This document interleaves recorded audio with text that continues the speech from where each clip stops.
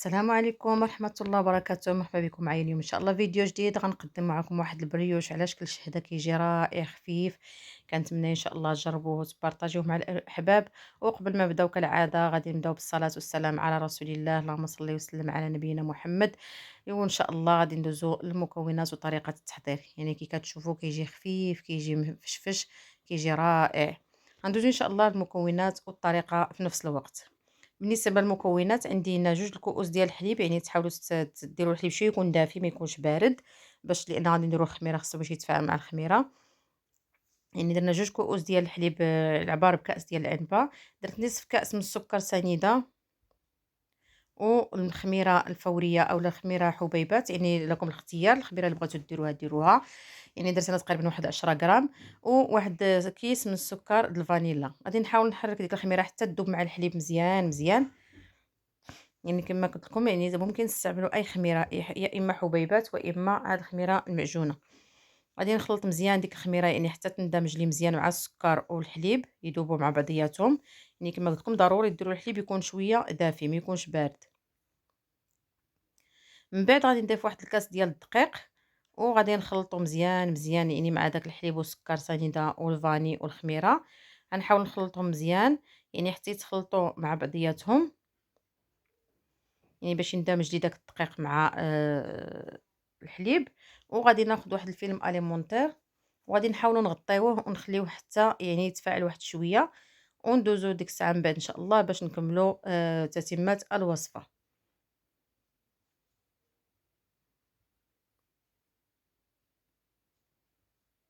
يعني كما كتشوفوا الان من بعد ما يعني داك الحليب والسكر والخميره تفاعلوا ليا، غادي نحاولوا اننا نحاولوا نفرغوا منهم شويه ديال الهواء يعني من ديك الخميره، لان هنا خمرات لي بزاف، يعني تخليوهم غير واحد شويه وتبداو تعجنوا بهم. غادي نخلطو مزيان، وغادي نضيف نصف كأس من زيت المائدة. كذلك غنضيف القبصة من الملح، يعني تقريبا واحد نص معلقة صغيرة. وغادي نضيف ساشي من الخمارة ما يعادل 7 غرام أو 8 غرام. وغادي نبدا كنضيف الدقيق، يعني كأس غادي نقول لكم ان شاء الله شحال غتدخل معايا هاد الكمية هادي. يعني كما قلت لكم درت كأس في الاول عجنته مع الحليب والسكر، والان ضفت 3 الكؤوس اخرى وغادي نخلط. يعني غادي نشوف العجينة واش باقا غادي نزيدها الطحين أو لا. غادي نخلط مزيان داك الدقيق مع داك السكر والحليب، يعني كنشوف العجينة باقا خصنا ليها الطحين. غادي نزيد كأس خامس، يعني المجموع اللي غادي نضيف له 5 ديال الكؤوس. يعني وانتم كتبقى الكمية حسب يعني النوع ديال الدقيق. ممكن تزيد لكم كتر، ممكن تزيد لكم قل. يعني انا كنت فايته جربتها بدقيق اخر زدت لي 5 د الكؤوس، وبدقيق اخر زدت لي تقريبا 5 د الكؤوس ونصف. يعني انا غادي نديرها في العجانه. غادي نحاولوا اننا نعجنوها، ممكن تعجنوها غير باليدين ديالكم، واللي عنده العجانه يعني كل ما تعجنت مزيان كتجي داك البريوش كيجي خفيف وكيجي غزال. غادي نحاولوا اننا نعجنوه مزيان حتى يتعجن ويتخلط. يعني كما كنعرفوا ضروري يتخلط مزيان. الآن من بعد ما تعجن، يعني هنايا تقطعات لي واحد المقطع من بعد ما ضفت معلقة ديال الزبدة. يعني كي كتشوفوا راه الزبدة في وسط العجينة كتعجن. يعني من بعد ما كتعجنوا كتضيفوا واحد المعلقة الزبدة وتعاودوا تخلطوا مزيان. يعني داك المقطع انا ما عرفتش كيفاش ما تسجل لياش. المهم كتضيفوا ديك معلقة الزبدة وكتعجنوا مزيان وتخليوها وتغطيوها وتخليوها حتى تختمر. عاد ان شاء الله غادي دوزو باش تشكلوه. يعني هنا كما كتشوفوا بعد ما اختمرت لينا، غادي نحاولوا نفرغوا من هذاك الهواء. يعني العجينه كي كتشوفوا خصها تكون خفيفه، تكون شويه كتلتصق باليدين باش كيجي داك البريوش تيجي خفيف وتيجي غزال. الان غادي ناخذ واحد الاناء او واحد الطبسيل او اي حاجه عندكم ترشوها بالقليل من الدقيق، وغادي نبدا كنكور داك البريوش ديالي، وكنديروا يعني قطع متساويه، وغادي نوضعوا جانبا فوق الخشبه اولا فوق الطبسيل اولا المهم اي بلاصه بغيتو تحطوه فيها.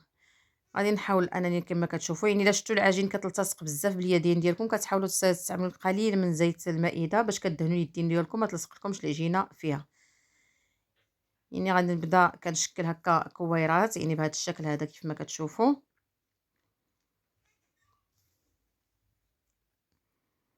يعني نحاول نديرهم انه يكونوا متساويين شويه، وغادي نوضعوهم يعني فوق اناء حتى نكملوا الكميه كامله. يعني أنا من بعد ما كمّلتها عطاني تقريبا 17 الحبّة أولا 17 القطعة، خديت هاد المول هذا ديال الكيكة وغلّفته بورق الطبخ من التحت ودهنت له الجوانب ديالو بالزيت، وخديت قطع من الشوكولا ممكن تعمّروه باش ما بغيتو، وغادي خديت يعني كويرة وضفت فيها بعض القطع وجمعتها بهذا الشكل هذا. ممكن تضيفوا كريمة الباتيسير، ممكن تضيفوا الزبيب، يعني نتوما كيبقى لكم الاختيار. تاخدوا هاد القطع هادي يعني هاد الكويرات من بعد ما كديروا لهم الحشو اللي بغيتو، أولا ممكن تخليوهم غير هكداك، كتجمعوهم بهاد الشكل هذا كيف ما كتشوفوا، وكتوضعوهم كيما قلت لكم في مول يعني كيكون تقريبا القطر ديالو 30 سنتيم. بغيتوها تجيكم شوية حادرة وتجي كبيرة يعني كديروا إناء يكون كبر شوية من هذا. يعني كما كتشوفوا كنجمعوا داك الكويرات وكنبداو كنحطوهم شويه مبعدين على بعضياتهم، ما نحطهمش مزاحمين باش تجينا على شكل ورده، يعني كما كتشوفوا وضعتهم متساويين، وغادي نغطيهم بواحد الفيلم اليمونتير ونخليهم حتى يختمروا مزيان عادي ان شاء الله باش غادي نكملوهم.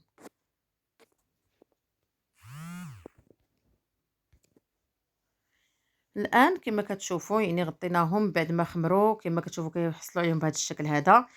كناخذوا واحد البيضه من بعد ما ضفت لها واحد جوج معالق ديال الحليب، كنخلطوهم مزيان حتى كيندمجوا مع بعضياتهم، وكناخذ واحد الشيته وكنبقاو كندهنوا يعني حاولوا داك البيض تدخلوه مع دوك يعني دوك كما كنقولوا دوك الجنيبات اللي كيبانوا لكم يعني من هنا ومن هنا باش كتجي كامله مدهونه بالبيض، كتعطي واحد اللمعان وكتعطي واحد الشكل اللي هو زوين. يعني كنحاول انني ندهن ديك البريوش كامل، يعني كنتمنى إن شاء الله تجربوه يعني تيقوني كيجي غزال، كيجي خفيف بحال القطن، كيجي رائع. كنتمنى إن شاء الله تجربوه وتبارطاجيوه مع الأهل والأحباب، واللي زار القناة ديالي أول مرة ما يبخلش عليا بلايك واشتراك، وتشجعوني إن شاء الله باش نبقى نقدم معكم كل ما هو جديد.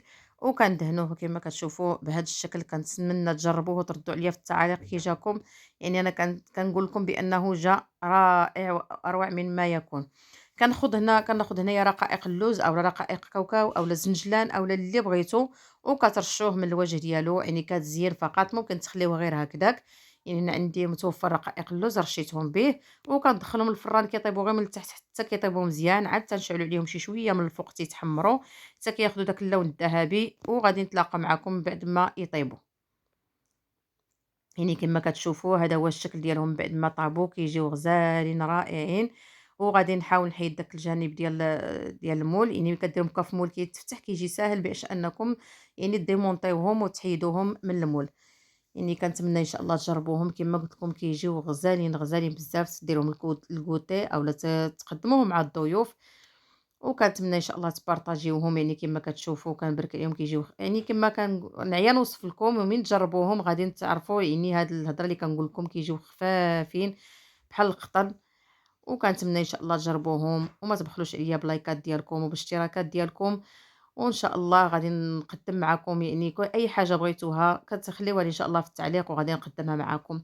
يعني كتشوفوا من بعد ما حليت معاكم قطّعت معاكم واحد الطرف يعني غادي نطفي الفلاش ديال التليفون باش يبان لكم يعني الشكل ديالو. يعني أنا حليتها باقا سخونة، يعني خصكم تخليوها حتى تبرد باش كيبان داك النتيجة ديالها. يعني كتشوفوا الشوكولات اللي درناه فيها من الداخل كتجي خفيفة، وكنتمنى إن شاء الله تبارطاجيوها تجربوها وتردوا عليا.